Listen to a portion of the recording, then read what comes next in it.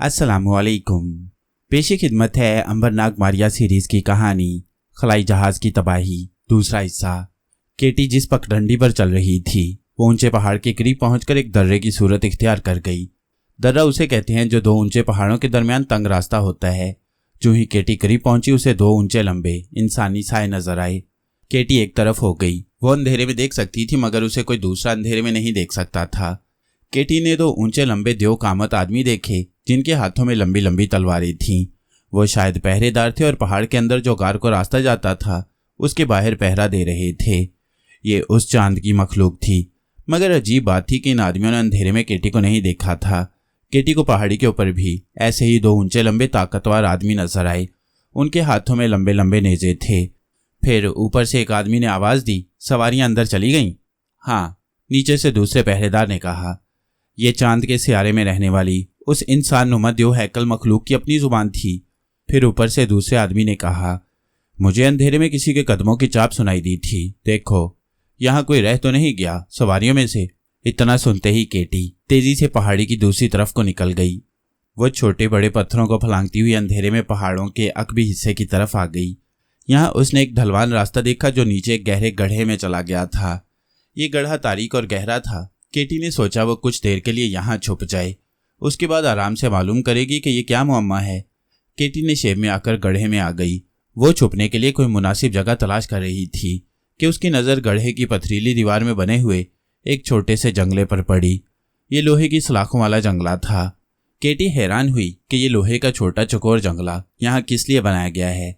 जंगला जमीन से उतना ऊंचा था कि केटी एड़ियां उठाकर भी उसकी दूसरी तरफ झांक नहीं सकती थी। खामोशी गहरी थी। केटी ने कान लगाकर सुनने की कोशिश की कि दूसरी तरफ से कोई आवाज़ तो नहीं आती। जंगले की दूसरी तरफ भी गहरी खामोशी थी। केटी वहां से हटने ही वाली थी कि अचानक उसे एक कमज़ोर सी मर्दाना आवाज़ सुनाई दी। केटी के कदम वहीं रुक गए। उसने कान लगा दिए। थोड़ी देर बाद फिर वही कमज़ोर आवाज़ बुलंद हुई। कोई बेहद ज़ईफ़ और बेजान आवाज़ में पानी मांग रहा था। पानी का लफ्ज़ भी किसी दूसरे सैयारे की खलाई ज़ुबान का था। इससे साबित होता था कि जो शख्स उसके पीछे मौजूद है वो चांद का रहने वाला नहीं है। अब केटी ने जंगले में से दूसरी तरफ झांकने का फैसला कर लिया। उसने इधर उधर से पत्थर इकट्ठे करके जंगले के नीचे 2 फुट ऊंचा चबूतरा सा बना लिया और फिर उस पर चढ़कर जंगले में से झांक कर अंदर देखा। पहले तो अंधेरे में उसे कुछ भी नजर न आया। अंदर तारीकी की स्याह चादर फैली हुई थी। फिर उसे वही पानी मांगती आवाज़ सुनाई दी। अब केटी से रहा ना गया।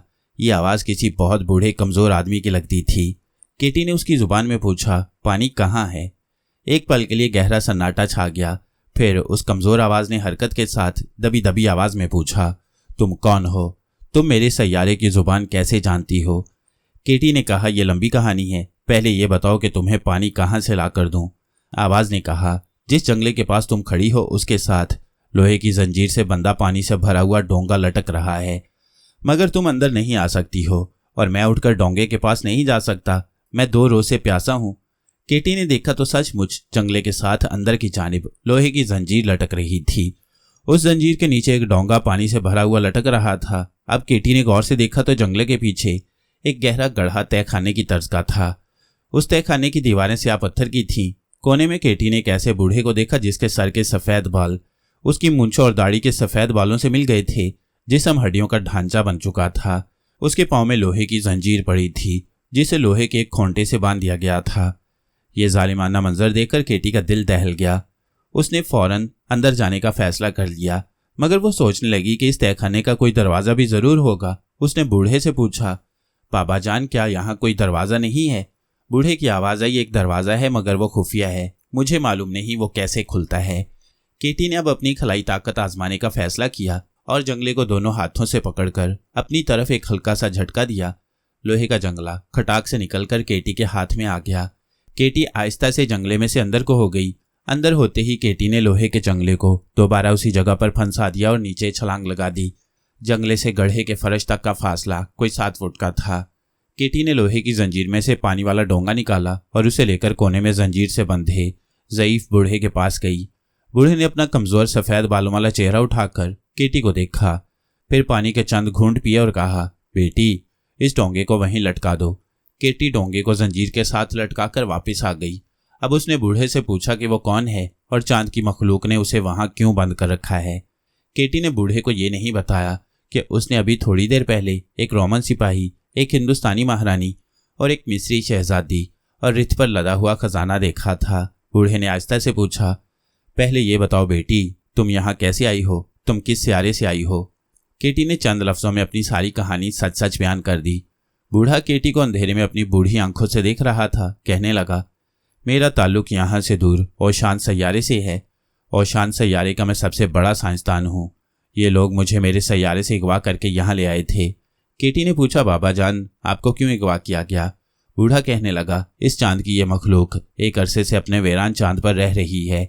इनके चांद पर कोई ज़मीन की दौलत नहीं है। यहाँ ना तो सोना निकलता है और ना हीरे जवाहरात पाए जाते हैं।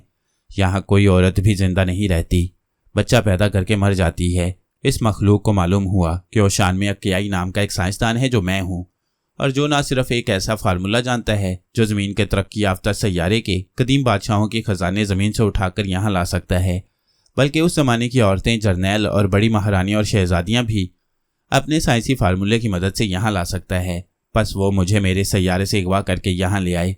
मेरा नाम अक्याई है और मैं ही वो साइंसदान हूँ जो एक ऐसे फार्मूले को जानता हूँ जिसकी मदद से किसी भी सैयारे की मखलूक और उसकी दौलत को किसी दूसरे सैयारे पर लाया जा सकता है। इन्होंने पहले तो मेरी बड़ी आवभगत की, फिर मुझसे मेरा फार्मूला मालूम कर लिया और उसके ज़रिए से ज़मीन के कदीम बादशाहों के दफनशुदा खजाने और कदीम ज़माने की शहजादियाँ, महारानियाँ और जर्नैल यहाँ लाने शुरू कर दिए। केटी ने कहा, मगर इन्होंने कदीम ज़माने की महारानियाँ लाने का फ़ैसला क्यों किया? ये आज के मॉडर्न ज़माने की औरतें भी दुनिया से ला सकते थे। बूढ़े साइंसदान अक्याई ने कहा, इसलिए कि कदीम ज़माने के ख़जाने बेहद कीमती हैं और इनके ख्याल में कदीम ज़माने की महारानियाँ ज़्यादा खूबसूरत और सेहतमंद होती हैं। केटी ने पूछा, ये कदीम महारानियों, जर्नैलों और शहजादियों को यहाँ क्यों ला रही हैं? अक्याई ने कहा, ये उन पर एक ऐसा तजुर्बा कर रही हैं कि जब ये उनकी शादियाँ अपनी मखलूक से करें तो वो खूबसूरत बच्चे पैदा करें और बच्चा पैदा करके मर ना जाएं। इस तरीके से वो अपने चांद पर हसीन तरीन नस्ल आबाद करना चाहते हैं जो चांद की हसीन मखलूक कहलाएगी, और फिर जब ये बहुत ज़्यादा ताकतवर हो जाएंगे और बहुत तरक्की कर लेंगे तो ज़मीन पर हमला करके उसे तबाह बर्बाद करके उस पर कब्जा कर लेंगे। केटी ने कहा, क्या इन्होंने कदीम ज़माने की शहजादियों की शादियाँ अपने यहाँ के आदमियों से करनी शुरू कर दी हैं? अक्याई ने बताया कि अभी उन शहजादियों को कैद में रखा गया है। ज़मीन से उनकी आमद का सिलसिला जारी है। अभी ये लोग तजुर्बे कर रही हैं। जो ही इन्होंने ऐसी दवाई ईजाद कर ली कि जिसके इस्तेमाल से औरत यहाँ बच्चा पैदा करके मर ना जाए, वो कदीम महारानियों और शहजादियों से यहाँ के लोगों की शादियों का सिलसिला शुरू कर देंगे और उसके बाद ये लोग तुम्हारी ज़मीन से भी सेहतमंद नौजवान लड़कियों को उठाकर यहाँ अगवा करके लाना शुरू कर देंगे। अक्याई ने आह भर कर कहा, मैं उन्हें अपना फार्मूला कभी बताना नहीं चाहता था, मगर उन्होंने मुझे बेहद अजियतें दी और आखिर में एक ऐसा इंजेक्शन लगाया जिसके बाद मैं बेहोश हो गया और बेहोशी में ही उन्हें अपना फार्मूला बता दिया। केटी फिक्रमंद हो गई। उसने कहा, यह तो बड़ी तबाहकुन बात होगी बाबा। अगर इन्होंने ज़मीन से लड़कियों को अगवा करना शुरू कर दिया तो ये सिलसिला कभी ख़त्म नहीं होगा और दुनिया में तबाही मच जाएगी। कोई घर ऐसा न रहेगा जिसमें से एक या दो लड़कियां अगवा करके इस चांद पर ना पहुंचा दी गई हों। साइंसदान अक्याई ने कहा, काश मैं फार्मूला बताने से पहले ही मर गया होता, मगर ऐसा ना हो सका। और बूढ़ा साइंसदान सर झुकाकर चुप हो गया। केटी भी खामोश हो गई। वो सोच रही थी कि इस अनोखे चांद की मखलूक की तबाही से अपनी दुनिया की मासूम लड़कियों को कैसे बचाया जाए।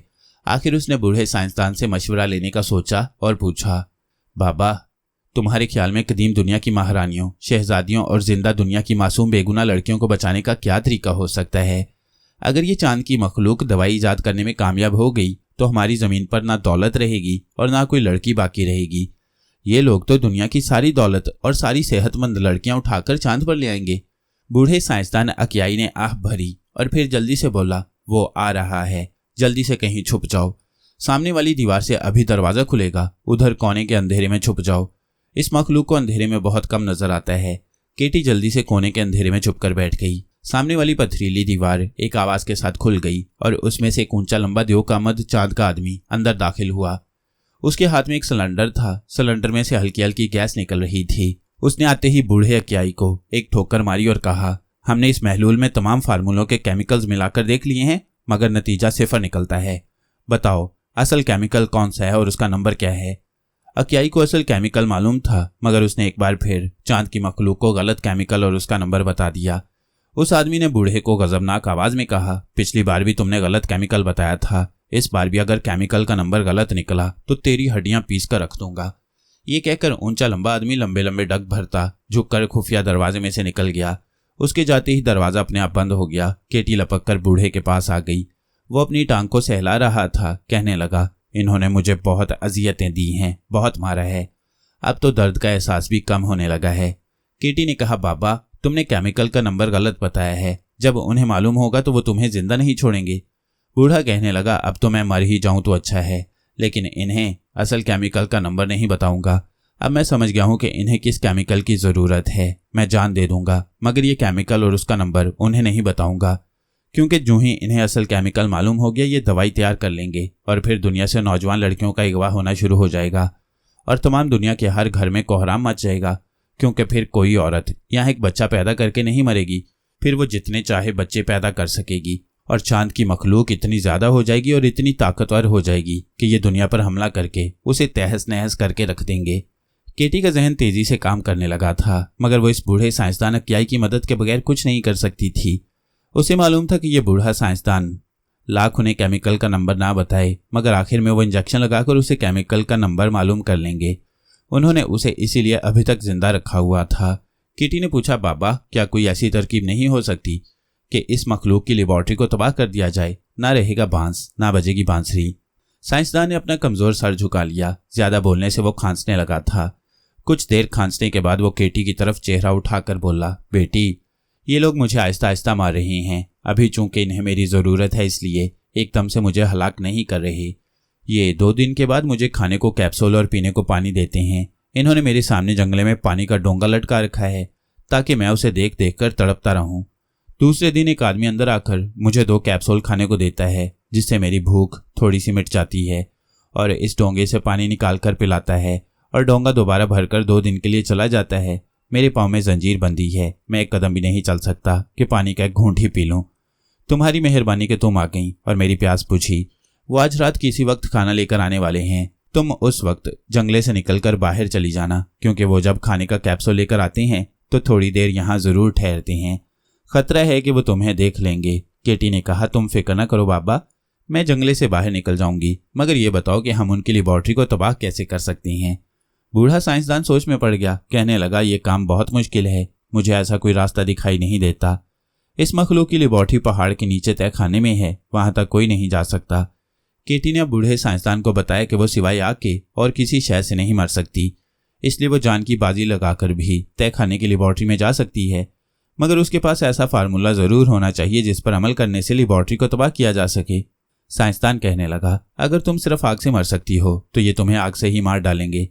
जब इन्होंने देखा कि तलवार का तुम पर असर नहीं होता तो ये तुम्हें एक खास केमिकल के जरिए आग लगा देंगे। इन लोगों के पास हैरत अंगेज केमिकल्स हैं। इस मामले में ये बहुत तरक्की याफ्ता हैं। वो बातें कर ही रहे थे कि बूढ़े साइंसदान ने तय खाने के बाहर से आती चांद की मखलूक के भारी कदमों की दमक महसूस कर ली। उसने जल्दी से कहा, बेटी जंगले में से बाहर कूद जाओ और बाहर जाते ही जंगला अपनी जगह पर लगा देना, वो लोग कैप्सूल लेकर आ रही हैं। केटी लपक कर जंगले के नीचे आई। उसने उछलकर जंगले को पकड़ा, ऊपर चढ़कर जंगले को अलग किया, फिर दूसरी तरफ लटक कर एक हाथ से लोहे के जंगले को उसी जगह लगा दिया और नीचे पत्थरों के चबूतरे पर पांव रखकर जमीन पर उतर आई और वहीं एक तरफ अंधेरे में छुपकर बैठ गई। उसे तय खाने की दीवार खुलने की आवाज सुनाई दी। फिर किसी ने जंजीर से पानी का डोंगा निकाला। खुदा का शुक्र है कि जंजीर जंगले के साथ नहीं बंधी हुई थी, वरना जंगला अपनी जगह से खिसक सकता था। इसके बाद अंदर से चांद की मखलूक की बूढ़े साइंसदान से बातें करने की धीमी धीमी आवाजें आने लगी। देर तक ये आवाजें आती रहीं। फिर दीवार का खुफिया दरवाजा खुला और बंद हो गया। जब तय खाने में देर तक मुकम्मल खामोशी छाई रही तो केटी ने पत्थरों पर खड़े होकर जंगले में से अंदर झांक कर देखा। तय खाने में बूढ़ा साइंसदान सर झुकाए अकेला ही बैठा था। केटी उसी तरह से दोबारा तय खाने में कूद गई। बूढ़े साइंसदान ने उसकी तरफ देखकर कहा, कल तक इन्हें इल्म हो जाएगा कि मैंने उन्हें जो केमिकल और उसका नंबर बताया है वो भी गलत था। इसके बाद हो सकता है वो मुझे इंजेक्शन लगाकर मुझसे असली केमिकल और उसका नंबर मालूम कर लें। केटी परेशान होकर बोली, ये तो गजब हो जाएगा बाबा। अगर उन्हें असल केमिकल और उसका नंबर मालूम हो गया तो फिर हमारी दुनिया पर तबाही नाजिल हो जाएगी। बूढ़े साइंसदान ने पहलू बदलते हुए कहा, मैं खुद परेशान हूँ, समझ में नहीं आ रहा कि अब क्या करूँ। कोई दूसरा रास्ता दिखाई नहीं देता। कल तक इनका तजुर्बा फिर नाकाम हो जाएगा और वो मुझे इंजेक्शन लगाने यहाँ आ जाएंगे। केटी ने सख्त मायूसी के आलम में पूछा, क्या कोई ऐसा तरीका नहीं है कि दुनिया की लाखों मासूम बच्चियों को अगवा होने से और यहाँ आकर बर्बाद होने से बचाया जा सके? बूढ़ा साइंसदान खामोश था। केटी ने कुछ कहना चाहा तो उसने उंगली के इशारे से केटी को खामोश रहने को कहा। शायद वो कुछ सोच रहा था, किसी अहम नुक्ते पर गौर कर रहा था। केटी वहीं खामोश हो गई। बूढ़े अकियाई ने जमीन को घूरते हुए कहा, अब इसके सिवाय कोई चारा नहीं कि मैं अपना फार्मूला फ्लैशबैक इस्तेमाल करूं। केटी ने दबी आवाज में पूछा, ये फार्मूला फ्लैशबैक क्या है? बूढ़े अकियाई ने केटी की तरफ चेहरा उठाया और कहा, यह मेरा वही फार्मूला है जिसकी मदद से चांद की मखलूक ने पुराने जमाने की शहजादियों, महारानी और मिस्र की मलका को यहाँ बुला लिया है। हमारे लिए इंसान मर जाता है, मगर साइंस के मुताबिक दुनिया में मादा और रूह फना नहीं होते। मादा एटम के नजर न आने वाले जर्रे की शक्ल में जिंदा रहता है और इंसान मरने के बाद अपने पीछे दुनिया में अपना अक्स छोड़ जाता है। मेरा फार्मूला उसी इंसानी अक्स को माजी की तारीकियों से यहाँ खींच लाता है। इसका सबूत तुम अपनी आंखों से देख चुकी हो।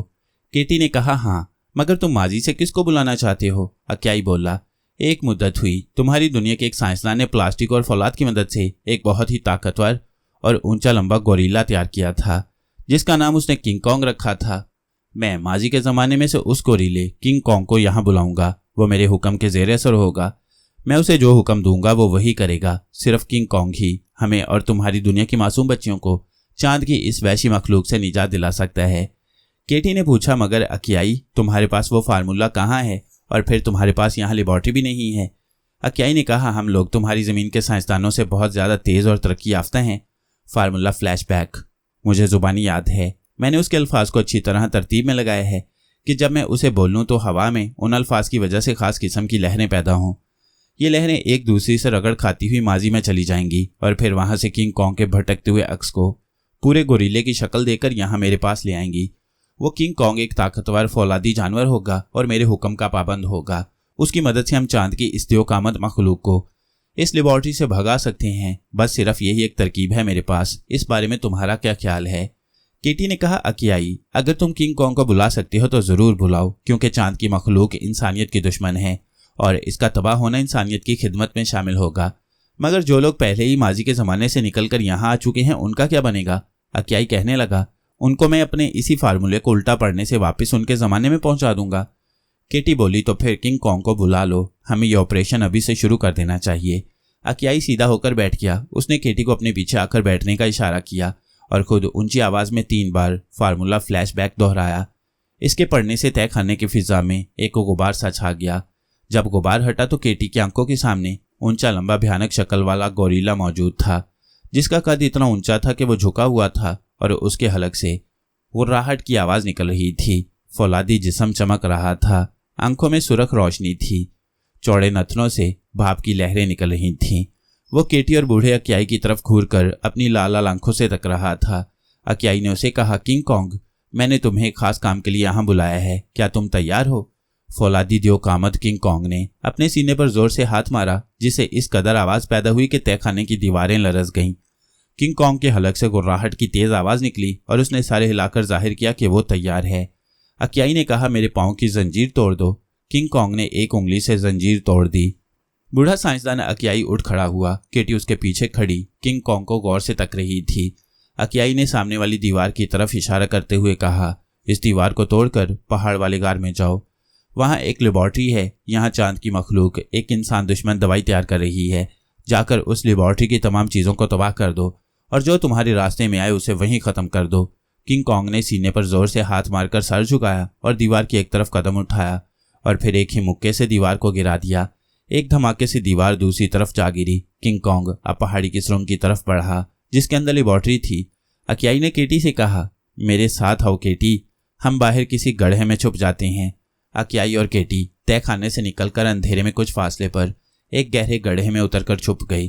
तहखाने की दीवार गिरने का धमाका सुनकर चांद की दियोकामत मखलूक दर्रे से निकलकर तहखाने की तरफ बढ़ी। जो ही उन्होंने किंग कॉन्ग को आते देखा तो वहीं रुक गए। इतना ऊंचल और कवि हैकल जानवर उन्होंने आज तक नहीं देखा था। किंग कॉन्ग के नथनों से भाप निकल रही थी। वो गुर्राता हुआ एक एक कदम बढ़ाता उनकी तरफ बढ़ रहा था। चांद के आदमियों ने उस पर नेज़े फेंके, मगर किंग कॉन्ग पर क्या असर हो सकता था? वो सुरंग में आ गया। यहाँ पर पहरेदारों ने तलवारों से किंग कॉन्ग पर हमला कर दिया और किंग कॉन्ग ने उन सबको अपने हाथों में कुचल कर रख दिया। लेबॉर्ट्री में शोर मच गया कि कोई भयानक इफरीत अंदर आ रहा है। लेबोरेटरी के चीफ ने फौरन आग बरसाने वाली गन उठाई और सुरंग में आ गया। क्या देखता है कि एक बहुत बड़ा फौलादी गोरिल्ला उसकी तरफ बढ़ा चला रहा है। उसने गन फायर कर दी। गन से आग का शोला निकलकर किंग कॉन्ग पर पड़ा, लेकिन यह शोला भी किंग कॉन्ग का कुछ न बिगाड़ सका। किंग कॉन्ग ने आगे बढ़कर चीफ को भी गर्दन से पकड़कर चूहे की तरह उठाया और जोर से दीवार के साथ दे मारा। चीफ की हड्डियां सुरमा बन गई। किंग कॉन्ग के अब जो भी सामने आता वो उसे कुचल डालता। फिर वो लेबोरेटरी में दाखिल हो गया। लेबोरेटरी में जो चांद के साइंसदान काम कर रहे थे वो किंग कॉन्ग को देखकर इधर उधर भागने लगे, मगर किंग कॉन्ग ने एक एक करके सबको खत्म कर दिया। फिर उसने मेजों पर रखे तमाम शीशों की बोतलों, सिलेंडरों और शीशे की नलकियों और महलूल की बोतलों को तहस नहस कर डाला। चंद लम्हों में लेबोरेटरी पूरी की पूरी तबाह हो चुकी थी। किंग कॉन्ग का गुस्सा अब भी ठंडा ना हुआ। उसने लेबोरेटरी में आग लगा दी। वो आग के शोलों में बड़े आराम से बाहर निकल आया। सुरंग में से गुजरता तय खाने की गिरी हुई तबाहशुदा दीवार के पास आकर जोर से गुर्राया। गड्ढे में छुपे हुए साइंसदान अक्याई ने उसकी आवाज़ सुनी तो केटी से कहा, किंग कॉन्ग जिस मकसद को लेकर गया था उसमें कामयाब होकर वापस आ गया है। आओ मेरे साथ। अब हमें चांद की मखलूक से कोई खतरा नहीं है। अक्याई केटी को लेकर किंग कॉन्ग के पास वापस आया। किंग कॉन्ग ने सर को झुकाते हुए गुर्राहट में कहा कि वो जिस काम के लिए गया था पूरा हो गया है। अक्याई ने किंग कॉन्ग से कहा, तुम इस टूटे हुए तय खाने में ठहरो, मैं अभी वापस आता हूँ। किंग कॉन्ग तय खाने के फर्श पर जाकर बैठ गया और बार बार सीने पर हाथ मारने लगा। अक्याई ने केटी को साथ लिया और सुरंग में दाखिल हो गया। उसे जगह जगह चांद की मखलूक की लाशें बिखरी हुई मिली। लेबोरेटरी में आग धड़ाधड़ जल रही थी। दोनों सुरंग से बाहर आ गए। अक्याई कहने लगा, दूसरी तरफ एक तय खाना है, वहां पुराने जमाने से आई हुई मखलूक मौजूद है। चलो उन्हें वापस उनके जमाने में भेजते हैं, क्योंकि अब उनकी कोई जरूरत बाकी नहीं रही। दूसरे तय खाने में केटी ने सबसे पहले मिस्र की मलका को देखा। वो अपने तख्त पर बिल्कुल साकित होकर खामोश बैठी थी। कनीजें उसके तख्त के इर्द गिर्द खड़ी उसे मोरछल से हवा दे रही थीं। दूसरे तख्त पर हिंदुस्तान की कदीम महारानी बैठी थी और खादमाएं उसके बालों को संवार रही थीं। कोने में वो हसीन लड़की बैठी थी जिसके पाँव में जंजीर बंदी थी। उसके पास ही खजाना भी मौजूद था और रोमन जर्नैल और गुलाम दीवार के साथ बिल्कुल सीधे खड़े थे। अक्याई ने कहा, चांद की मखलूक ने तुम्हें तुम्हारे ज़माने से बुलाकर बहुत तकलीफ दी। मैं उसके लिए बहुत शर्मिंदा हूँ, क्योंकि उन्होंने मुझसे धोखे से फार्मूला फ्लैशबैक मालूम कर लिया था, मगर अब मैं तुम सबको तुम्हारे ज़माने में वापस पहुँचा रहा हूँ। इसके साथ ही साइंसदान अक्याई ने फार्मूला फ्लैशबैक को उल्टा पढ़ा। एक बादल सा तय खाने में छा गया। जब बादल हटा तो वहां ना मिस्र की मलका थी, ना हिंदुस्तान की महारानी थी और ना रोमन सिपाही और गुलाम ही थे। बूढ़े साइंसदान ने इत्मीनान का सांस लेकर कहा, शुक्र है वो सब लोग अपने अपने ज़माने में वापस जा चुके हैं। वो केटी की तरफ मुतवज्जा होकर कहने लगा, हमारा काम खत्म हो चुका है। हमने तुम्हारी ज़मीन के लोगों को इस मखलूक के जुल्म से बचा लिया है। अब मैं वापस अपने सैयारे पर जाऊंगा। क्या तुम मेरे साथ चलोगी? केटी ने कहा, मैं अपनी ज़मीन पर वापस आना चाहती हूँ, जहाँ मेरे दोस्त अंबरनाग मारिया, जूली सॉन्ग और थ्यूसॉन्ग मेरे लिए बेचैन हो रहे होंगे। क्या तुम मुझे मेरी दुनिया में उनके पास पहुँचा सकते हो? अक्याई बोला, मेरी बच्ची, मैं कदीम ज़माने के लोगों को तो अपने फार्मूले से यहाँ बुलवा सकता हूँ, मगर यहाँ के किसी भी आदमी को किसी दूसरी दुनिया में नहीं पहुँचा सकता। ऐसा कोई फार्मूला मेरे पास नहीं है। केटी सोच में पड़ गई। अक्याई कहने लगा, तुम मेरे साथ मेरे सैयारे पर क्यों नहीं चलती? वहाँ हमारे पास उड़न तश्तियाँ और खलाई जहाज़ हैं। हम तुम्हें किसी जहाज़ में बिठाकर तुम्हारी दुनिया की तरफ रवाना कर देंगे। केटी को यह तजवीज़ पसंद आई। उसने अक्याई के साथ जाने पर रजामंदी का इजहार किया, मगर पूछा कि वो उसे चांद से अपने सैयारे पर कैसे ले जाएगा, क्योंकि वहाँ तो कोई खलाई जहाज़ उसे नज़र नहीं आ रहा था। बूढ़ा साइंसदान मुस्कुराया और बोला, जिस तरह तुम इस चांद पर आई हो उसी तरह मैं तुम्हें अपनी दुनिया पर ले चलूंगा। मेरे साथ बाहर आओ। सुरंग से बाहर निकलकर वो खुली जगह पर आ गई। अक्याई ने आसमान पर चमकते सितारों की तरफ इशारा करते हुए कहा, उस सैयारे को देख रही हो जो बहुत ज्यादा रोशन है? वो मेरा सैयारा है। उसकी चमक ज्यादा इसलिए है कि वहां समुंदर है। सूरज की रोशनी जब समुंदर पर पड़ती है तो वो बहुत ज्यादा रोशन हो जाता है। हम उस सैयारे पर जाएंगे। मेरे साथ सामने वाले टीले पर चलो। वहां रात के वक्त हमारी दुनिया की रोशनी की खास किरणें आकर पड़ती हैं। ये किरणें जब वापस जाती हैं तो अगर वहां कोई शय रखी हो तो उसे भी अपने साथ ले जाती हैं। आओ मेरे साथ। अक्याई और केटी सामने वाले टीले पर जाकर खड़े हो गए। अक्याई कह रहा था, कुछ देर बाद हमारी जमीन के सैयारे से सुरख किरणें निकलकर हम पर पड़ेंगी। उस वक्त तुम आंखें बंद कर लेना और उस वक्त तक ना खोलना जब तक तुम्हारे पांव दोबारा जमीन पर ना लग जाएं। केटी इस किस्म के तजुर्बे से पहले गुजर चुकी थी। उसने कहा, मैं ऐसा ही करूंगी अक्याई बाबा, और वो खामोशी से अक्याई के साथ टीले के ऊपर पत्थरों पर खड़ी हो गई। काफी देर तक वहां खड़े रहने के बाद अचानक दूर अक्याई के सैयारे से सुर्ख रंग की किरणें फूटने लगीं। अकियाई ने आस्था से कहा। केटी आंखें बंद कर लो। केटी ने आंखें बंद कर ली। सूरज किरणों ने केटी और अकियाई के जिस्म को सुरख कर दिया। वो लाल किरणों में नहा गए। केटी ने महसूस किया कि उसके पांव अपने आप जमीन से उठ गए हैं और वो हल्की फुल्की होकर फिजा में तैरने लगी है। उसने आंखें बिल्कुल न खोली। देर तक वो फिजा में परवाज करती रही। फिर अचानक उसके पांव किसी सख्त जमीन पर अपने आप आकर लग गए। उसे अकियाई की आवाज आई, केटी अब आंखें खोल दो, तुम हमारे सैयारे पर पहुंच गई हो। केटी ने आंखें खोल दी। देखा कि वो एक खूबसूरत गोल इमारतों वाले बाग में खड़ी थी। गोल इमारतों के ऊपर चांद जैसे कुमकुमे रोशन हैं। आसमान की फिजाओं में बल्बों की तरह की गाड़ियां हेलीकॉप्टरों की तरह उड़ रही हैं, मगर उनकी आवाज बिल्कुल नहीं है। अकियाई ने कहा, यह हमारे यहाँ की टैक्सियां हैं, लोग इन पर सफर करते हैं, आओ मेरी लेबोरेटरी में चलो। अकियाई केटी को लेकर एक गोल इमारत में दाखिल हुआ तो वहां इंसानी शक्ल के लोगों ने बूढ़े अकियाई को देखकर खुशी से तालियां बजाईं और उसका जबरदस्त इस्तकबाल किया। अकियाई ने केटी का तारुफ करवाते हुए कहा, यह मेरी बच्ची है, चांद की मखलूक इसे अगवा करके ले आई थी, मैं इसे भी बचाकर अपने साथ ले आया हूँ। उन लोगों ने केटी की भी बेहद इज्जत अफजाई की। एक रोज तक साइंसदान अकियाई की आमद का जश्न मनाया गया। दूसरे दिन केटी ने अकियाई से कहा, अब मैं वापस अपनी जमीन पर अपने बहन भाइयों के पास जाना चाहती हूँ। अकियाई बोला, जैसे तुम्हारी मर्जी, मेरे साथ स्पेस टर्मिनल में आओ। स्पेस टर्मिनल में कई छोटे छोटे खलाई जहाज खड़े थे। अकियाई कहने लगा, तुम खलाई जहाज कंट्रोल कर सकोगी?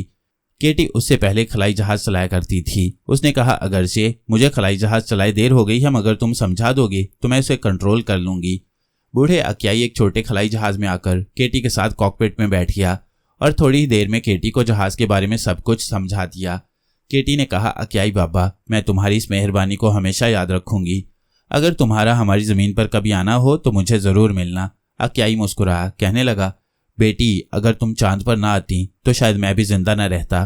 तुम्हारी वजह से मेरी भी जान बची और तुम्हारी जमीन के लोग भी चांद की मखलूक के नापाक अजाइम से महफूज हो गए। फिर उसने अपने सफ़ेद बालों पर हाथ फेरते हुए कहा, बेटी मैं तुम्हें एक तोहफा देना चाहता हूँ। केटी ने ताज्जुब से पूछा, कैसा तोहफा बाबा? अकियाई कहने लगा, मैं चाहता हूँ कि तुम्हें फार्मूला फ्लैशबैक बता दूं, जिसकी मदद से तुम अगर चाहो तो कदीम ज़माने में से किसी भी इंसान को अपने ज़माने में बुला सकोगी। केटी ने कहा, तुम्हारा शुक्रिया बाबा, तुम्हारा ये तोहफा मैं हमेशा संभाल कर रखूंगी।